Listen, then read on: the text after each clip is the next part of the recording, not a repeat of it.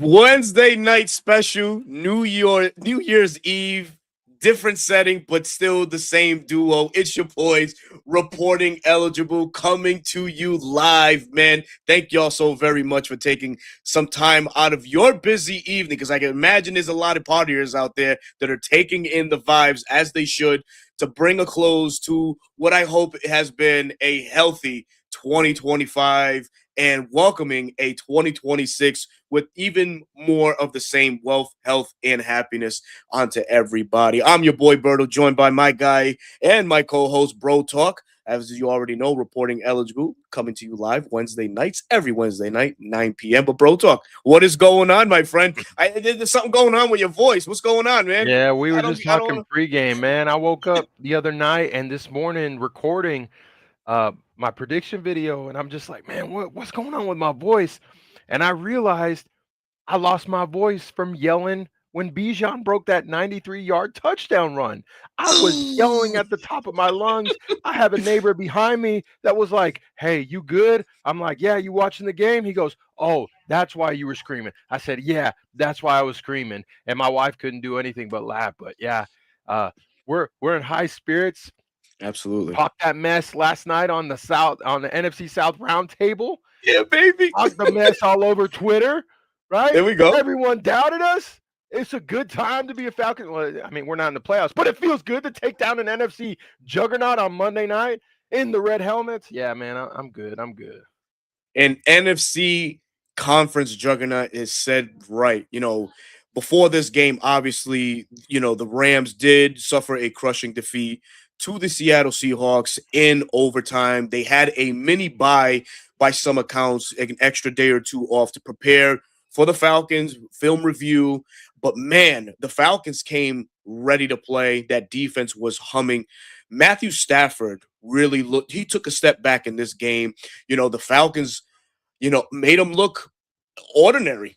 This guy has been spectacular all year coming into the Falcons game, 40 TDs, only 5 INTs. A guy that has been honorably mentioned in the MVP race. Some would say he took a stumble. I beg to differ. I think that, Matthew Stafford, I feel still is the clear cut favorite to be MVP. You're not going to let one game really diminish the greatness that he has been all year out, and see the reason why the Rams are in the playoffs, because they're a well-built offense, well-built team overall. But we felt like we were going to get the very best out of the Rams. Obviously, trying to keep up within their own seeding or in the conference. Fifth seed, there's a vast difference between fifth and sixth seed, and they were trying to still hold on to that fifth seed, but it just didn't happen because the Falcons are still playing the Grinch that stole Christmas in the month of December, and it started beating Tampa Bay, and it's right now still going through beating the Los Angeles Rams on Monday Night Football. Great game. I like you, buddy. I was fucking flipping on the third floor in the studio, man. It was great. It was really good. But the game at hand, right? Obviously, the Falcons, like I mentioned, were prepared for the Rams. Very well prepared. This is two organizations that don't know each other very well, but the coaches do. Obviously Raheem Morris, now the head coach with the Falcons, was the defensive coordinator. Jimmy Pond is over there. Dave Ragone is over there. So there's a lot of trading Oh places. yeah, I forgot about him. Yeah. Oh yeah, if you wanna call it trading places, obviously the biggest thing that the game was hanging over our heads is what's this Falcons team gonna look? What is this Falcons team gonna do? Because there's obviously, and this is where I'm going at with this. We traded with the Rams, obviously, right? So they got our first round pick, and it's looking better and better now, right? And obviously, there was a young man that balled out on Monday Ball night, out. and we'll touch on him. But overall, man, your impression, what you like most about the game, man? With the Falcons' preparation going into that Rams game. I mean, they played like the team we all expected them to be this season. Mm. They, besides the offense, besides it being, call, hey, Bijan, hand it off to Bijan or throw it to Bijan on one. Kirk, don't do anything, just give it to number 7, and we're good to go. Besides the offensive game plan being that, you know, it Hmm. was fun. Like I felt like we were having fun. The defense was flying around. Sure, we had our, game, special teams blunder, and that it's like, oh Yeah. no, here we go. It really did feel like players are still in it. It's like they're playing a playoff game. It feels like they want to go out swinging, and the Rams got caught by surprise. We were their trap game. They were not prepared at all, and we were. We took it to them early enough that we were able to hold that lead until the very end and come away with a very impressive victory. That's what a lot of us are frustrated about. It's like this is we knew this was, and that's why a lot of Mhm. people are still like fire Raheem because it's like this is what the players can bring you, and they feel Mhm. like Raheem is not producing. Yeah, to one side you could say that. To the others, that may be persuaded into Raheem coming back another year. We'll have to see this coming Monday, but it was fun, man. It really didn't look like you said. Matthew Stafford looked ordinary. He looked He like a did. guy. He looked like a guy that was seeing ghosts, right? Hmm. Tua, who was averaging well over 100 yards a game, held under 100 yards. Now, granted, a couple of his plays were taken back by penalties. One almost spectacular catch of Ooh, the year at the end of the game crazy. was not a catch. But in Hmm. the end, like he was non-existent for the beginning of the game, if you thought about it, right? Right. Nothing. Let's Oh go, yeah. Dansky. Oh yeah, Mr. Buckeye. That's why. Ooh. Ooh, I was like, what does that mean? Oh Oh no, yeah. man. Yeah. Oh, you remember Damsky that? is a straight up guy, man. Ooh. He's a Ooh. stand up guy. Ooh. Dang. At least the Falcons won on Monday, right, Damsky? Ah, stop. Hey. Not my guy, Damsky, man. Oh my god. Shout out Funny Damsky, enough, brother. that neighbor that I was telling you that heard me, he's a Yeah. Buckeyes fan too. And Oh man. my best friend lives in Miami, is a U Hmm. fan, and they are bantering back and forth. And it's Hmm. funny to see, but that game's going not the way all of us expected. But anyways, the Rams, yeah,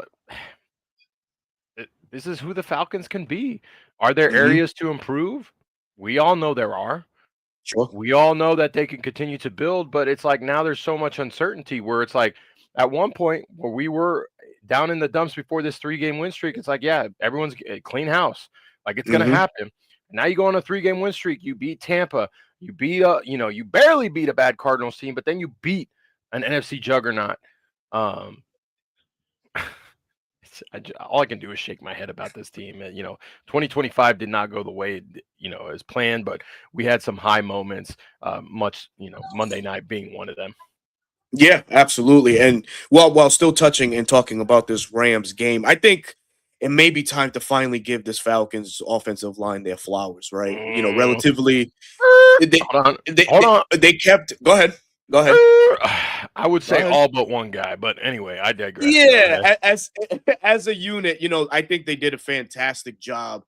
Keeping Kirk clean, keeping him upright. Kirk did have some time in the pocket to make some throws, as we talked about it the other day. That dart that he threw to Darnell Mooney in between the defenders. Allowing Kirk to zip it in. But to play a Rams ferocious and physical defensive line like they are, Kobe Turner, Bryant Young, Jared Verse, Brandon Frisk.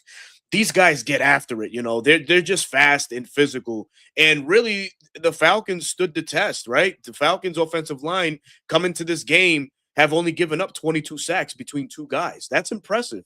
When you look at it, when you put it on the scope, it's very impressive. That's exactly why they are a top 10 offensive line. Dare I say maybe even a top 5 offensive line unit. There is a guy, I get it. Uh, I don't know what guy you're going with, but if it's Elijah Wilkinson, maybe. You said it. You said it. Shit. He continues to be the eyesore, but he's filled in admirably all year. You can say, right? You We can't knew put it. a yeah, like we knew his limitations. We knew what we were going to get after him, right? Get from him. We weren't going to expect a Caleb McGarry type performance on that right side. That's just not his calling. But overall, man, that was my thing. Just looking at the game within the trenches, man. I think that we handled him.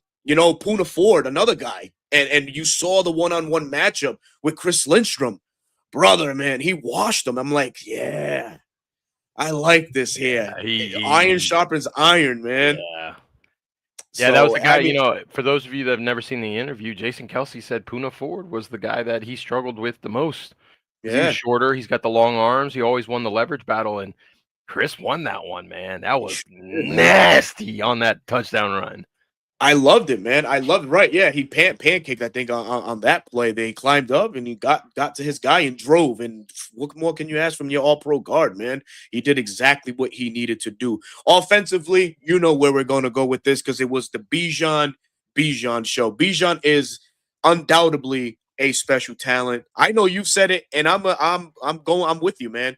The best player in the NFL is Bijan Yeah. Robinson, man. Not one player on any teams means more like what Bijan means to the Falcons, man. And it sucks to say because our record is what it is, and you wonder, like, damn, how can they have that record and have a special talent like Bijan? That's a different topic. But we all know the unreal that is Bijan, and it was on display under the bright lights.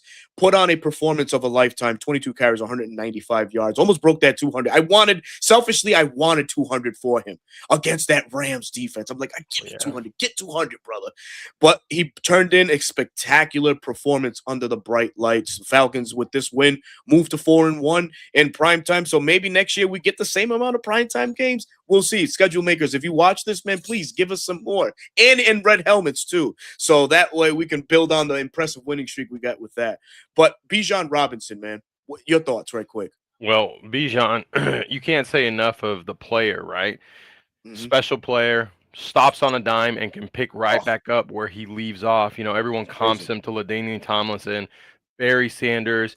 His old coach Steve Sarkisian said he's even got Walter Payton in him. The player is amazing, but then the man himself is Oh, amazing man. as well, and what he brings to the Absolutely. city of Atlanta and how he just uplifts his teammates. Right? We like Yeah. to rag on number 71, right? Offensive tackle 3. Who do you think helped get him on that after the show Scott Van Pelt show? I was like, Hmm. why is he up there? But then I thought to myself, it's number 7 probably got him up there Yeah. because he was like, hey, you were a part of this. Get up here and Yeah. let's talk. That I can't say enough good things about Bijan. He's coming up. He'll be eligible for a contract extension next year. It'll be Hmm. interesting how if it's Terry or a new GM, how they handle that. Hmm. But Bijan Robinson needs to be a lifelong Falcon. Continue to train with CMC and all those top backs. Continue to work on his Yeah. craft, and continue to flourish in this league. But I wanted to touch on the red helmet thing. Yeah. Red helmets are becoming a staple. There's a guy that I follow on Twitter. I don't know if you do too. He's Mhm. he's really good on the insight when it comes to uniforms, and he did confirm that the red helmets are going to be the focal throwback. Okay, now they're the Falcons. Clutch. He was there at the game, and he posted at the apparel store 40% off jerseys. That raises a red flag, meaning they are trying to go through the jerseys, meaning we are likely Ooh. heading towards a uniform change, a jersey change that will be inspired by the throwback look. So, Yes. this offseason, that could give Arthur Blank another reason to say, we are starting over fresh. We are giving the new GM and the new coach this new look, and we're going to move forward. So that could potentially happen. So I really do think, right? We've been asking for it for quite some Yes, we time. have. I really do think that a uniform change is coming this offseason for the Atlanta Falcons. Yeah, man. I love it, man. And I'll just touch on this one real quick. Miss Pam Johnson, thank you so very much. Really appreciate it from the bottom of my heart. Appreciate that. And thank you for joining the stream this evening. Yes, special helmets indeed, man. Special time in Atlanta. And people say, oh, why would you say special time in Atlanta? Dude, we're witnessing greatness, right? With Bijan. And I that night watching him perform the way that he did, it's like, wow, we go from the Julio era, and now we're in the Bijan era. Yeah, that is We're good. fucking Yeah. spoiled. We are Yeah. spoiled, man. This is what a time to be alive and be a Falcon fan to witness that. Because obviously still here and witnessing all the greatness that was Julio from 2011 till his 2022 departure. And now you know, a year removed, Bijan comes in. He was special just in year one. And now in year 3, he's making just fantastic play after fantastic play. So Falcon fans, man, got to rejoice a bit, man. I know things are down right now because of the record, but just think about, how blessed we've been with playmakers and players overall that have come through this Falcons city or this Falcons team. And speaking of special, a certain young man drafted 96 overall out of Notre Dame in the 3rd round. And a guy that gets no defensive rookie of the year mentions. Maybe that's just me being biased and reaching, but Xavier Watts broke out, showed exactly why he was. I graded him as one of the top safeties coming out of college. Right. I don't know what evaluators saw. I really didn't see that many flaws in his game at all, if any at all. I thought he was a solid safety prospect. And obviously, Nick Umanori, everybody's going to credit him and his greatness right now. But listen, Xavier Watts has something to say in that. He's a better ball hawk than Umanori is. Obviously, Umanori being the more physical one. But Xavier Watts in the 3rd round, what a steal for these Falcons, man. What'd you make of his performance, man? I mean, this is the classic Berto's topical. He does look a lot like you, bro. He does. That day, man, I don't know. I just kind of I morphed into him, so to say, man. That was a crazy pick, but thanks, man. You and I talked about him coming into the draft and how great it would be if he was there in the 2nd round, right? We were talking a 2nd round draft pick for this guy, and I think I've viewed him as the 2nd best safety, but teetering on the 1st, right behind Malachi Starks. Yeah. Emanwari, you had mentioned, it was a top safety, and I got it. He was that kind of do-it-all kind of guy that you maybe could fit in there. He landed in his perfect spot with Seattle. He fits that Mike McDonald defense perfectly. Mm-hmm. But I think this is a classic. The scouts and the people in the office overthought the player. Hey, he doesn't run as fast. Hey, he doesn't do this. He's not as strong. The guy's a ball hawk. The guy can make up all those things by his intellect and just the fact that he is a football player.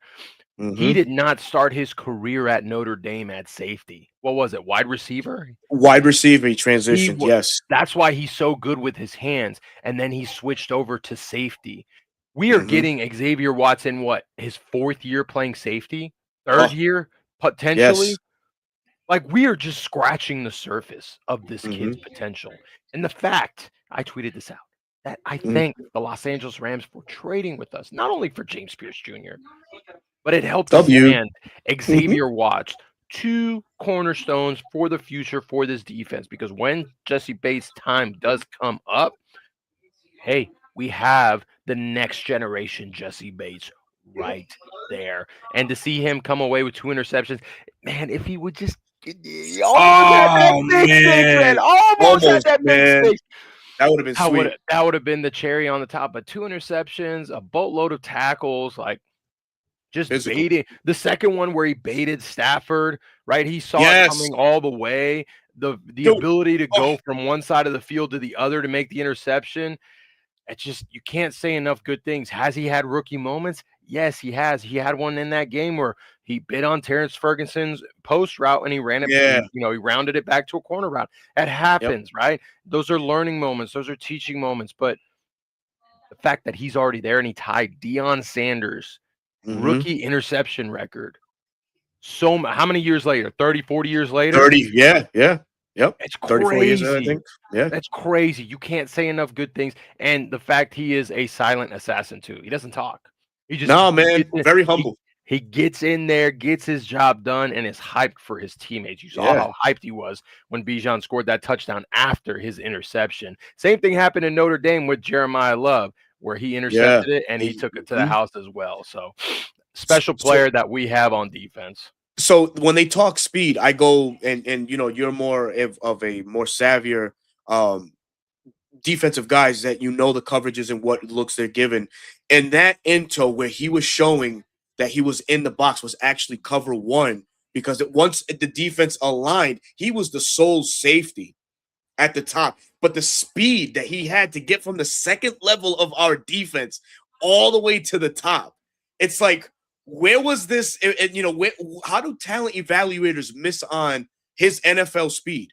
Where? Because it was on display there. And another one, the INT, and this is the IQ, this is the cerebralness. I don't know if it was more of a robber look, but it felt good in this fashion because Robert Alford was in the stand or was at the game, and that play was very similar to the Tom Brady pick six that he had in the Super Bowl. He stayed, he went through the eyes and broke on the ball, and the only difference, obviously, Alford with the pick six. But Xavier Watts, man, it's like you said, man, right? A guy that is just barely scratching the surface. And I just pray to God that, the Falcons coaching staff just continues to do right by him and continues to develop him the right way, right? But I feel good about this. As long as Coach Hood and Gray are still around in Atlanta, now that's barring, a new regime, I think things are looking good as far as Xavier Watson, where he can be when it's all said and done. We have this one here. Mass, thank you so much for joining the stream. Thank you for enjoying the show as well. We kindly ask if you can please hit the like button and subscribe to the platforms. My platform, 95 North Falcons Talk Show at Dirty Bird Central for Bro Talk. We certainly do appreciate it. But to this little bit right here, says thanks for the show, guys. Love it. Disagree a bit with the excitement over the Falcons win. Those wins are meaningless, and we may get another year of Raheem, which I do not want. Nothing wrong said. We appreciate your comment, respect your comment. I have to glow and bask over shit like this, over wins like this. Whether you want to say that they're meaningless or not, but the eyesore that's out there, or the shit that is in the mouth of some of these publicists and analysts is, this Falcons have quit on their coaches. You don't go into Monday Night Football and expect to, you can say, dominate, because that's exactly what we were over the Rams for 3 quarters, right? And just what they showed, it gives me a lot of hope as a Falcon fan. Maybe I'm a hopeless one. I don't know, whatever the hell you want to call it. But for me, brother, I loved it. I loved it because I get to wake up the next day and talk shit about it. And I would have talked shit if we would have had lost. So there's no bias. It's all real, real talk. But for me, man, I love the victory. I love it for the guys in that locker room. Mm-hmm. I'll say it, man. I love it for Raheem too, because this is a guy that's been, ridiculed a lot in public or at the stadium, people saying things, he needs to be out. This is a kind of a way for him to say, there you go. How's that? So I don't know, man. That's just me. That's a brash way of thinking about it, man. For fans that view it meaningless, there's nothing wrong. No, we're not faulting you for saying that. Me personally, no. To give Berto's perspective, I'll give you mine. I, as a fan, I hate losing, even though we're eliminated. Right? I will never wish my team to lose. Okay, even if that means, potentially getting Raheem back, which I don't think is 100%. Like, you don't go and hire a firm to assess your football operation if you feel confident, right? The way Raheem and Ulbrich spoke in their presser today makes it seem like they think they're going to be here next year, right? Mm-hmm. Nothing is guaranteed up until it's confirmed via sources or Arthur Blank says Raheem Morris is the coach going into the future. Now, you have to prepare yourself that there will be another year of Raheem Morris. And, if you don't like it, that's your choice. Me, I'm going to be like, okay, here we go. Let's spin it into a positive, right? Because no sense in living in negativity, right? You want your team to do well, even if that means a guy that you don't like is at the helm. To me, if Raheem is back, the best thing that he can do is learn from his year 1 to year 2 mistake, which was, or his correction, I should say, firing Jimmy Lake, right? And then bringing in Ulbrich, who Ulbrich has laid the foundation. I don't think this defense is near where he wants it to be or can potentially be, but you've laid the foundation. You got the rookies in there. They're getting some really good reps in, learning the defense. He even said they're flirting with mastery, which is scary to think about because that's very scary. You don't have Zach Harrison. You don't have Billy Bowman. The Alford has played really well. Like we were all like, why is the Alford on this team? And look what happened. That's why you say coaching matters, because he didn't get that last year and now he gets it this year, and he's completely turned it around and turned the perspective on him, or the thought process of D. Alford from the fan base.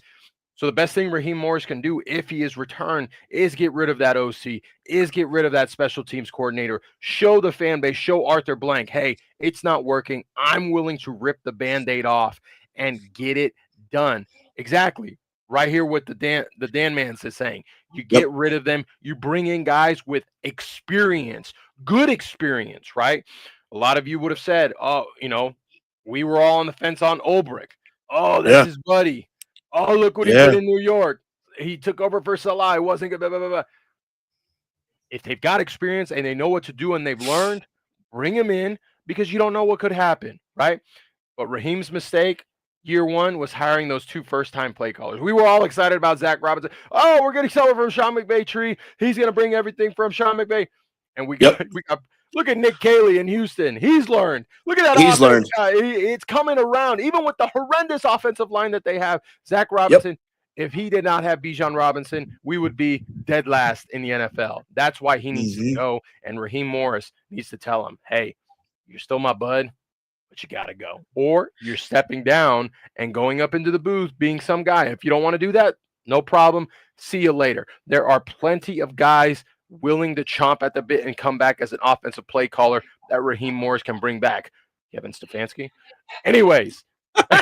No, I love the name, but I also like the name you mentioned earlier, Doug Peterson, as well. Doug Peterson he's a pro-ready head coach, and if Raheem is allowed back in Atlanta next year, albeit it might be on a short leash, who knows? You hire a vet, experienced OC that also has head coaching, ability. Like Doug Peterson is a guy that could swoon right in and kind of pick up where things left off. Right? I'm gonna tell the fan, the show, what I told you the other day. Sure. Another guy, right? He was linked to Atlanta for a head coaching job, didn't get it, left the NFL for college, then came back. Eric Bieniemy, running back coach right now, or the Chicago Bears, an understudy of Ben Johnson, right? Mm-hmm. Someone that holds his players to a higher standard. They have DeAndre Swift, who was thought to be someone that didn't care. Yep. Done. Absolutely. Couldn't do it. And a 7th-round rookie balling out in Chicago. Now, that's under Ben Johnson, right? But you piece what he's learned from Andy. You piece what he's learned from Doug, because he did work with him. You piece what he's learned from Ben. Now you've got creativeness. Okay, Eric, we've got Michael. He's not going to be ready for the start of the year, but we need your offense ready so he can start learning it in the meantime. Does that mean Kirk's back? Not necessarily, but it could happen. Right. But it could be someone else. I think Eric Bieniemy is kind of a dark horse OC, if not for us, for another NFL team.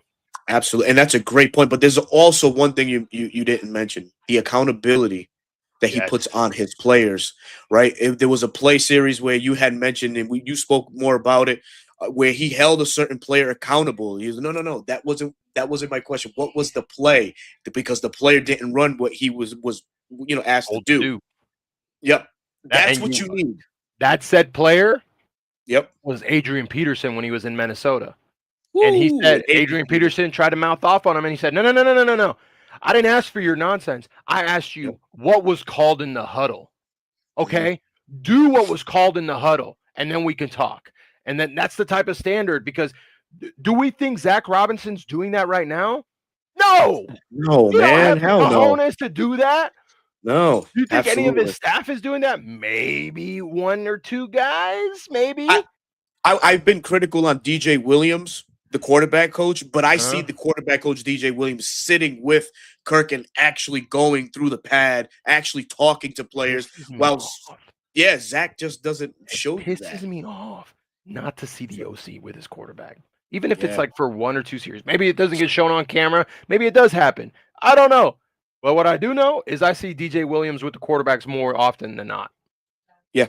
Yep, 100%. Now, obviously, we saw the offensive brilliance that was Bijan on Monday night, but it leaves some questions to be asked, because if it wasn't for Bijan, that was it for the Falcons. If the Rams would have found a solution or a way to shut down Bijan, we got really little to no impact from Kyle Pitts, who's been on a tear, over the last 4 games, well over 400 yards and 5 TDs. Sure, Drake London is coming back. He's still shaking some of that rust off, being away from a month for a month. He was not himself still.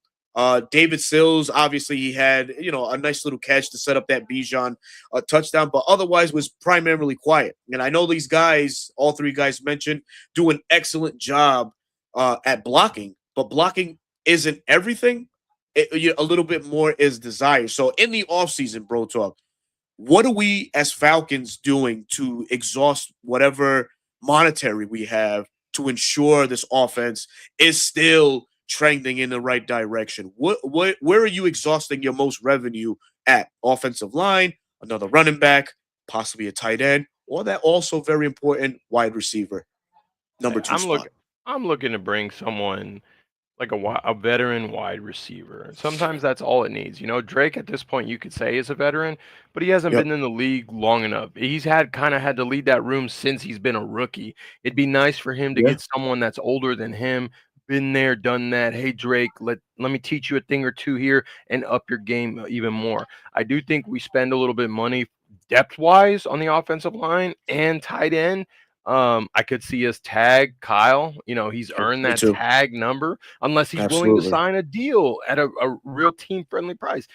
Sometimes players are willing to do that. I'm not saying that's what's going to happen. Sometimes they And do that. if I'm not mistaken, he's quoted at saying that it's not about the money. Kyle Pitts. So A lot of them player say that. he did say that, but players say that all Yeah. the time until No, it's actually time to start talking about the dimes and nickels. absolutely. Right. Uh, so I think you don't have to spend a lot. But I'm looking at the list right now. I mean, you could bring in a Jawan Jennings. You could bring in hell, even DeAndre Hopkins. You're not expecting the moon from him, but Mhm. he could teach this core a thing or two. Rashid Shaheed, like there's plenty of names out there. Uh, Georgia Bulldog, George Pickens. Anyways, but there are plenty of guys out there that you can bring in at a reasonable price just to elevate it. Yeah. It doesn't have to necessarily break the bank. The only guy I'm breaking the bank for this offseason is Raven center Tyler Linderbaum, and that's if he hits the market. They didn't tag him Hello. because the Yep. tag price was higher than what centers are being paid right now, but that could potentially be another Alex Mack type signing, pairing Heck him yeah. next to all pro Chris Lindstrom. Oh, Caleb McGarry comes back. Matthew Bergeron, yes, had a bit of a down year, but now is kind of bouncing back. And then, the Iron Man himself, Jake Matthews on the left side. That in itself solid. is a huge upgrade from Nuzeel to Linderbaum, who's like off the charts. And then Nuzeel still under contract, gives you really good depth at the center if something were to happen. And he can also play guard as well. Exactly. Yeah, well said. He did sign that contract extension, having him in Atlanta for another year. So if they were to bring Tyler Lindenbaum, it's big bank take little bank, and that's okay. That's okay in this situation. Yeah, I'm like you. I feel like Lindenbaum would be a splash. I'm really still digging the Alex Pierce situation in Atlanta if that becomes a possibility. The Colts right now, their offseason. We don't know. Obviously, we don't know what any of the offseason moves are going to be for any of the teams. But speculating, they're taking on Sauce Gardner's contract. They gave up a lot to get him. We don't know where they sit in terms of those things. They have some important free agents that are coming up. Quiddy Pay of one of them, Providence, Rhode Island native. So yeah, for me, it would be Alex Pierce. I would want youth at that position for sure at the wide receiver spot. Let Mooney transition into that, into that, if you want to call it Ray McLeod role or that third receiver role, but he becomes the elderman in the wide receiver room. Sure, you're not going to learn anything from Darnell Mooney because he's not that type of receiver, but perspectives abroad are always welcome, and especially in the wide receiver room. I would, if I brought Alec Pierce in there, I'm keeping him on the outside and letting Drake play the slot. Let him play the Oh, big big Z, slot. big slot that Yeah. can play on the outside. He just makes his money right there from the stick routes to the over routes to the corner routes, the sail routes. Let him do that from the inside. He gets paired up with a smaller nickel or a safety. I mean, that's a match made in heaven for any quarterback. But I'm looking at contract numbers real quick. Yep. Would you be willing to pay Linderbaum more than what Dahlman is making a year? 14 million a year? Yes. Would you be I would willing to admit pay him? I think Cam Jurgens is overpaid, but it's Jurgens is vastly making overpaid. he's making 17 million a year. That's bullshit. That's just Philly because it's Philly. I think that's a huge overpay, not even a It top is. center in this league. But that's what we're going to be looking at, and that's where the restructures are going to happen and things like that. So I would expect 18.5 to beat out Creed Humphrey's number, who's making 18 million a year. 18 million. Yep. Yep. So Got that. I I would get do it. it. I would do it. Yep. Backload the contract. Hey, Lindemann, we'll give you a bunch of incentives your first couple years, but you're going to make all Mhm. your money on the back end. You know, we'll take the cap hits if something happens, right? To entice him. It's going to be very Yeah. hard for him to leave Baltimore, but it's not out of the realm of possibilities, right?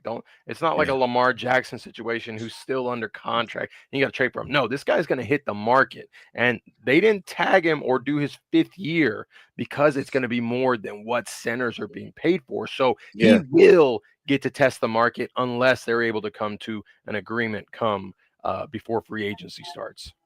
Absolutely, man. Got to give a quick shout out to our brother right here, Big Low Country Sports on YouTube. Make sure you go out there and you subscribe to Big Low Country. The tribal chief himself is in the building. What's going on, big bro, man? Hope all is well with you, man. But yeah, man. Lyndon Bob would be a dream, but here's another possible reality that the Falcons aren't as splashy in free agency due to the contracts that are coming up. We have some big contracts, some big decisions to make. Obviously Kyle Pitts is a decision, but I feel like the tag will take care of that, right? But then you start thinking about Bijan, right? He's a year or two away from free agency. Same could be said for Drake London, and those two gentlemen they're gonna take up a nice little percentage of our cap. So does that also alter plans going into this offseason where the Falcons bring, low level free agents? And there's nothing wrong with that, right? Because buying low level is pretty good at times, right? Look what we did with Divine Diablo, 2 years, 14 million. He's outplayed that contract, Oh, right? absolutely. So, 2 years, 14 million, and some would make an argument that he deserves a contract extension. Caden Ellis also deserves that. He's on his final year. Are we going to see him in a Falcons uniform next year? We don't know. But it's a lot. So what we do now definitely will shape what we do in years to come. And by the standard or by the looks of it, in the years to come, it's pretty much our offense that is being looked at more than anything. So yeah, man. Real quick before you get into anything else, I had a question here about Brandon Dorless. So our guy Brendan James, man, shout out to Brendan James. Appreciate you joining the stream as always, man. Yeah, Brandon Dorless, we dodged the major bullet, man. It's said to be a hamstring injury, not a knee injury, because obviously the pain and just the emotional state that Brandon Dorless was in on Monday night in the fourth quarter. It was thought to be something of a knee, but no, it's a hamstring. He'll be out obviously this week. Just getting him primed and ready for next year. Brandon Dorless, as we all know, 8.5 sacks, topping Grady Jarrett's best of 2019, 7.5 sacks. And he's had a phenomenal year, man. A steal, right? Again, another steal. This is a common thing with Atlanta and what their scout team and what Terry has been able to do, going into the draft in these mid rounds and late rounds and getting these guys that are becoming, instant impact starters or guys that are contributing. And now with Dorless in year 2. So just wanted to update that for you guys. But you were going to say something, my brother. Yeah, we dodged a major bullet. I Yeah. thought a lot of people are like, well, how does a hyperextension lead to a hamstring? Well, think about it, guys. Your hamstring's attached to the back of your leg. You extend it the opposite way, that happens. And me and Berto, we talked about it. We Mhm. said, you know, that could be an ACL injury, that could be a patella tear, Yeah. that could be a PCL, which is the posterior ligament of the knee, right? So it could have still Mhm. been a knee injury. The fact that we avoided any type of ligament damage is huge. The kid is going to rest up. He's going to go through his rehab. And luckily Mhm. enough, this kid that was a hidden gem will be ready for us in 2026. Um, yeah, I'm very thankful. I was holding my breath, right? It took Me all too. the way up until today to figure this out. But I'm looking at our cap situation for next year. You know, all depends. Biggest one right now is who's that coach. Is who's that coach because that And will GM. determine and GM because that will determine guys. You guys saying, oh, it's not going to happen too high a cap it. Kirk Cousins, because Michael will likely not be ready for the start of the season, could potentially return. And everyone's like, oh, cut him and go sign someone cheaper like Malik Willis. There's nothing that says Malik Willis is willing to sign a 5-year deal, especially if he continues to ball out like he is. He's going to Right. ask for 10 to 12 million over 2 years Easy. or even more. Mhm. Is Atlanta willing to do that? The answer is no, because Michael Mhm. Penix, Raheem said it. Michael Penix is the future. Now, of course, if a new guy comes in, that could all change. That's why Monday is a true tale of what the direction of this team is going to do. Absolutely. Are you on over the cap by chance? Yeah, I am. Okay. Do a restructure for Kirk. 21.8 million. 21.8. Okay. And an extension? If you got like a couple year, I mean, of course these numbers aren't super accurate. Mhm. 35 million. You would save, Yeah, I, give I or take. highly doubt, Berto, if I'm being Okay. honest with you. I No, no, yeah. highly doubt that Kirk gets an extension. Especially with him knowing that if Raheem is retained, Michael's going to take his job again, whether or not he's playing Yeah. really well. And I don't bring up extension because he deserves it or anything like that. I just see it from a business standpoint where it opens up your funds now, where you can get all out of the contract and the back end of the years, because obviously the void years will be tagged to something like that, which doesn't put you on the hook or in the books and dead cap situation, Well, which is good overall. think about this. Kirk's one of the best things that Kirk is and his agent do is get him guaranteed money. You don't Hundred think he's percent. going to want guaranteed money in that extension? You're absolutely right. He does. Oh yeah, yeah, If you want to absolutely. add void years, you could, but now you're creeping into what New Orleans was doing and how they got into their cap situation and how they kept kicking the can down the road. So I'm very weary on touching Kirk's contract. A restructure, I'm okay with. You're spreading that money out over the course of 2 or 3 years. It's gonna suck, but it allows you to make moves in free agency. But Yeah. extension, I see your point, but I highly disagree that happens. Fair, fair, fair. Absolutely fair. Well, regardless of what direction the Falcons go in, you have to tune in and wait till Monday, January 5th. Next show we'll have Oh, more baby. answers and more We thoughts of hope to.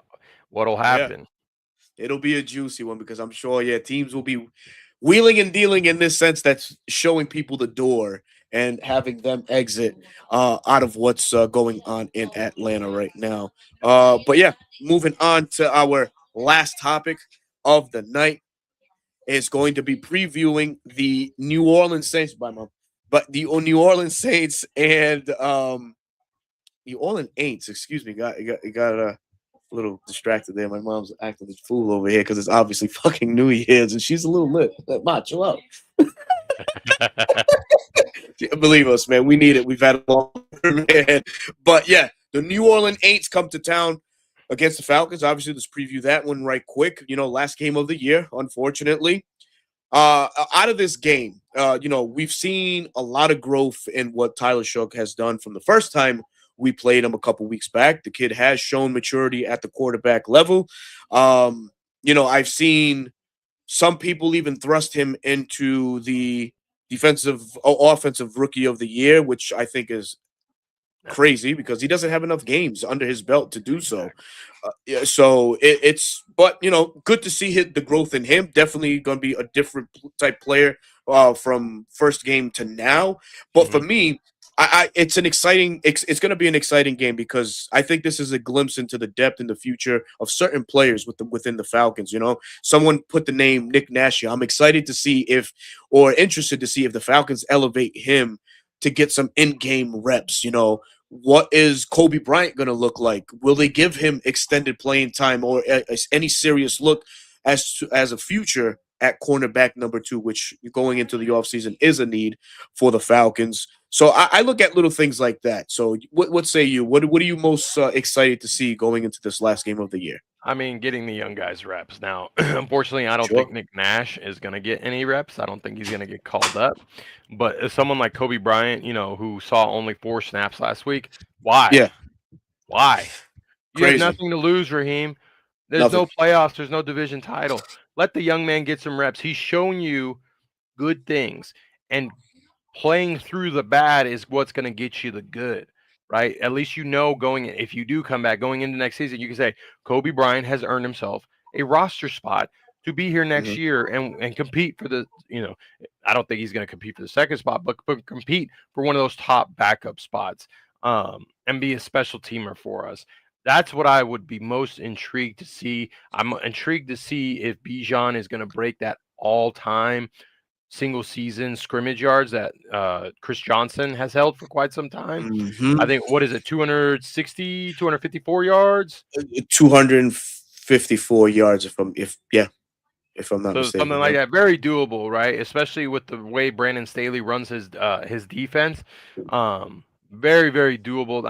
I'm intrigued to see that. And yeah, just see, it's the last game. James Pierce Jr. has 8.5 sacks. Can he get a sack and a Ooh, half and hit those double digits? that would be fun. Woo, baby. Can Xavier Watts get one more INT and break Dion's record? That would be sweet, Woo-wee. man. Uh, can we break our all-time single season sack record this There it week? is. We Yep, that's the could, one to right? watch. Because Hmm. the Aints offensive line is patched together with duct tape and a bunch of band-aids. That line is not good. Nope. And on top of that, I'm going to start going more in depth. Is Tyler Shuck?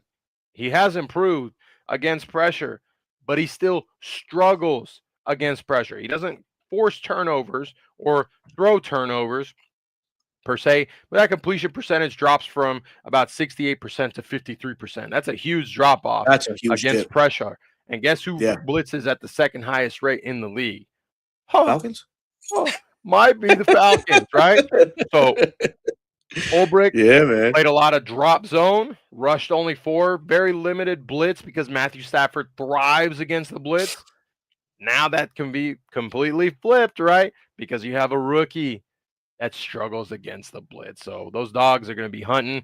Uh, lots of things to look for. Yeah. Look for a victory, more bragging rights to sweep that dirty team in the Big Easy, and yeah, it's still exciting, right? It's hate week. Yeah. It's hate Nothing week, man. It's changes. always fun. Nothing changes. Absolutely not, man. Definitely a fun week. Again, like you mentioned, so many great points. Just seeing into the future for certain players are going to be for this Falcons and bragging rights, right? So awesome, awesome. So really, we really can't preview too much going into this game, and with it being New Year's Eve and people getting antsy and whatnot, man. Let's jump right into the score prediction and what are your uh, what are your X factors going into this game? We'll start with the X factors: offense, defense. What say you? My defensive X factor is going to be it's going to be James Pierce Jr. creating pressure, getting in Tyler Shuck's face, maybe not necessarily getting the sacks, even though I want him to, but getting him off time. Throw the timing off, and then I'll lay it up to his running mate Xavier Watts. Those are my two X factors on the back end. Offensively, my X factor. It's easy to say number 7, but I'm going to go throw this to Kirk. Kirk is going to be the X factor here. Brandon Staley runs zone 80% of the defensive snaps. You know what Kirk Wow, thrives in against? the good Zone old zone, coverage. baby. He Hmm. thrives again throwing against zone because he knows the windows and he's got pretty good anticipation still. So that's my X factor on top of Elijah Wilkins. Can you hold? the rowdy Cam Jordan in his place, right? Caleb Yeah. McGarry is his boogeyman, and the fact that he's not there puts a smile on his face, and I need him to wipe it off that smirk. Gotcha. I love it, man. I love it. So I'll start offensively. So I'm gonna go Kyle Pitts. Can Kyle Pitts really strengthen his desire to stay in Atlanta, if we can call it desire? Obviously he wasn't that impactful versus the Rams, but this being, potentially his last game as a Falcon, can he show the Falcons that, hey, listen, man, I'm the guy you guys drafted back in 2001, and these last 5 games, you can expect that going into next season too. So what can Kyle Pitts do against a zone heavy New Orleans Saints team or Aints team, right? Kirk has looked for Kirk. I mean, Kirk has looked for Kirk. You got me all twisted up. Kirk has looked for Pitts quite often in these last couple games. So I'm looking for that matchup to continue thriving, right? So that's my guy for offense is Kyle Pitts. On the defense, man, I'm gonna go Rook Ororo. We saw him get a sack on Ooh. Monday night. We knew coming out of Clemson, he still was a raw prospect, and you could still tell that he's learning the defensive tackle position, as down and dirty as it is, and he's gotten better. What can he do against this Saints defense, or what performance can he put to, just bring into next year? Maybe Rook next year is our Brandon Dorlus of this year, and that's okay to think. Ooh. So I'm looking for Rook Ororo, and if he can turn a season next year like Brandon did for us next year, and Brandon comes back in the shape that he did this year, brother, hell on wheels at the defensive tackle spot for the Atlanta Falcons. So Absolutely. those are my X factors going in. Score prediction time, baby. What say you, my friend? Oh, it's a division matchup. It's against our hated rival. It's going to be closer than it needs to be. We're all going to be slamming our heads against the wall. But the Falcons will come away with a victory. I'm not making the same mistake twice picking against them against this team. Give me Falcons 30-27. 30-27. I respect that. Yeah, I like that score. Shit, man. I'll go 24-21. A close Ooh. game, too, for all reasons mentioned. NFC South rivals, right? Two teams that know each other very well, play hard against one another every time we play. So I would expect this to be close to 24-21. Dirty Birds finish with a 4-game winning streak. And then as we all end watching games or the Falcon game on Sunday afternoon, we all brace for what Monday might bring, or what the evening on Sunday might Ooh. might bring, because there are people that have their ears to the NFL very well, and they love to play spoilers. So who knows? So tune in and find out. We'll be That's what back. happened. That's what Yep. happened to Arthur Smith Sunday night. Yep. Yep. Exactly. Exactly, man. But man, obviously, man, this time of the year, it's New Year's. I know everybody's out there having a great time with their loved ones, and it's good to, right? You never know what a person is going through. So if you do have significant others, friends, people that that might need some help during this time to just bring in the new year, man, please do yourself a service and invite them, reach out, see what's going on, and bring them into your small circle, whatever it may call for. What I'm saying is just be the best version of you possibly of yourself in 2026, and if you could do a little bit more to help out, please, I encourage you do, man. For me, it's been a very rocky 2025 for a lot of reasons, most already know. So I'm looking for a bigger and better 2026. Still will be a little tough, obviously, but time heals all wounds, and we're gonna strive each and every day to be better than what we were the day before. And also, for you, my friend, Bro Talk, thank you for this year. Thank you for being an amazing co-host, man. This was on a whim, brother, and we was like, "Fuck it, let's do it, let's run it." And man, the response, the receptiveness that we've gotten from our viewers, from our fans, consistently on a week to week basis, we spiked at so many heights, man. It's been crazy. It's been fun. I can't wait to keep it rolling and hit 2026 more prepared and better than ever, man. So, but I couldn't do this without you. So, my friend, my brother, thank you so very much for making yourself available And yeah, man, just expect some great things coming from reporting eligible in 2026, man. So you beat me to the speech, which Yeah. I'm not upset about. That was a great speech, my man, and you said a lot of good things. But in a time where we all reflect, you went through something very big that, some of us have gone through, some haven't, and Mhm. don't know what that exactly feels like. I wanted to do Yeah, something with you, and the sure. chat can chime in too. They can do this too. Is give me three things this year, 2025, that you were able to accomplish. What you view as an accomplishment in your life. Doesn't matter what it is. It could be something personal, work, family, doesn't matter. Give me three of your top accomplishments, good positive things that happened to you in 2025. Oh man, I got promoted again within this year, second time within a year. I have so much bigger responsibilities at my job, and that was a blessing. Um, I was able to buy my wife a car, a brand new Oh, car. I was able to update her car, so that to me was special. And watching my son graduate, man. You know, yes. first of our generation, my wife and I, you know what I mean, of the immediate family. My son is doing great. He's in college. He's kicking ass in college. But being here to see him, walk the stage was amazing. So those are three positive things for 2025, man. Speaking of your son, look at him.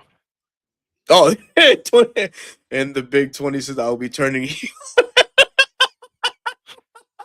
How No many drinks has he's wonder. had? Yeah, yeah, baby. Let's shout out a guy right here, Brandon. Hey, Brandon, man, what's up, brother? I made Yep. money, started a business, got my grandmother back home where I'm taking care of her. Yeah, man, that's fucking dope, brother. That Love is it. dope. Love it. For me, I got a new job. Yep. Um, Job that's put me in a financial situation where I can take care of my family a little bit better. There we go. Um, that was a huge thing. It's taking more responsibility for me, so I haven't been able to focus on my brand a little bit more, but it's a give and take. And the fact Hmm. that I'm able to take care of my family financially, it's a single family income. My wife, bless her heart, she wanted to be a stay-at-home mom, and it was a huge thing that I was able to do that, and she can continue to do that. Heck yeah. Uh, Second thing I would have to say is I would say starting this podcast with you. That was a huge thing. Oh man. You found me in 24, Hmm. and I was just an aspiring content creator.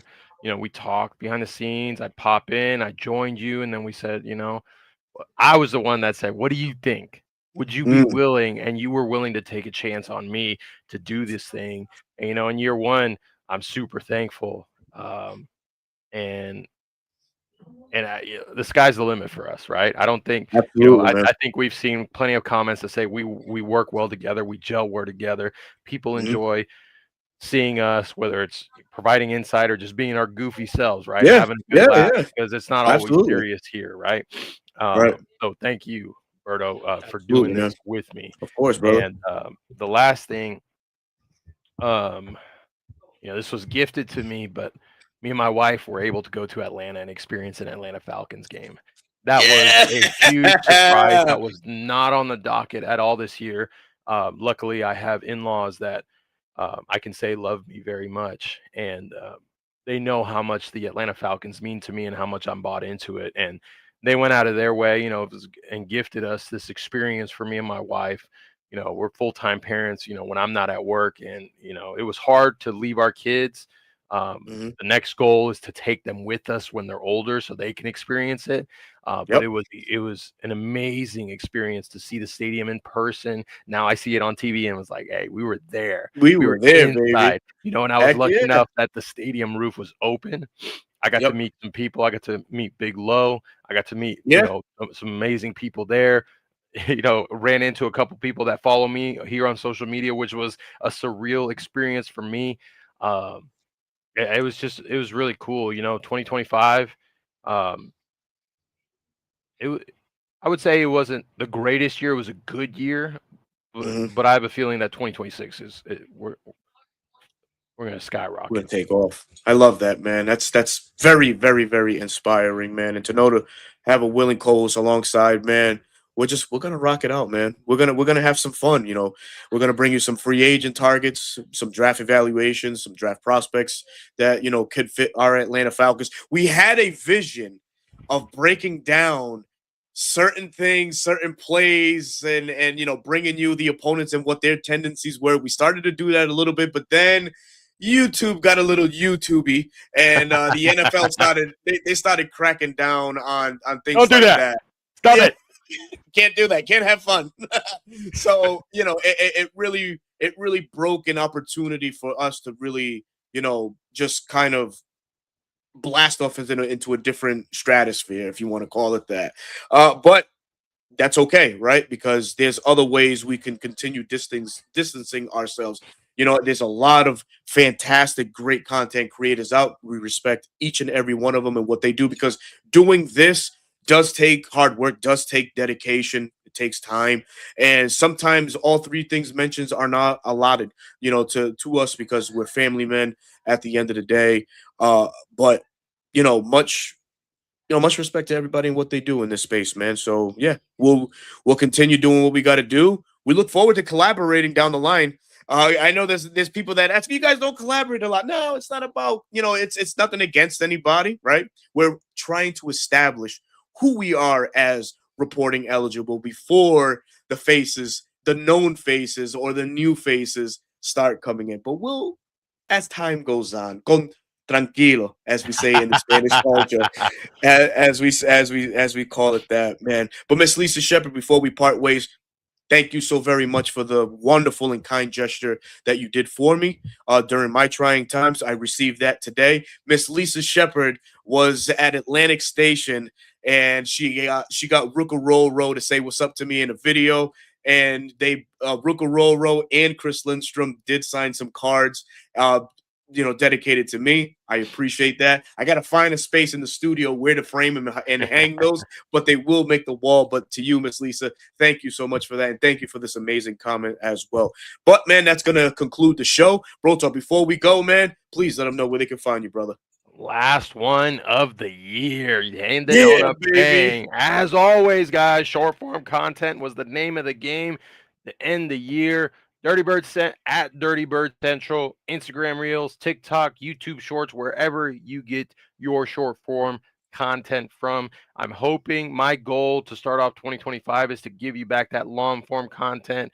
What really set me on the trajectory on YouTube was giving you a 2025 off-season breakdown. I'm hoping to do the same thing for 2026 to give you guys insight on what the Falcons can do, kind of build off what we do here on Reporting Eligible. And as always, on Twitter at BK2 Why? Because I can, and I haven't changed my name. Daily tweets. Daily tweet. Maybe in The 2026. biggest procrastination of 2025. Yes. Not changing the Twitter handle or the It handle might itself. happen. It might happen in 2026. But if you guys enjoyed daily thoughts and processes, that's where you can find me. It's not just Falcons, it's making fun of our division rivals and just looking at the NFL as a whole. But you already know it's Atlanta Falcons centric. What about Tuesday nights at 8 o'clock? Oh my God, I keep forgetting because I am the newest addition. Berto, like he said, he got promoted.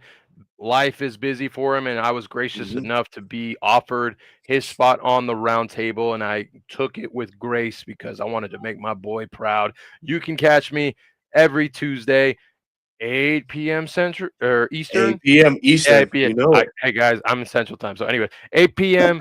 Eastern Time as I talk mess with the other NFC South rivals. We'll do a recap of the season next Tuesday.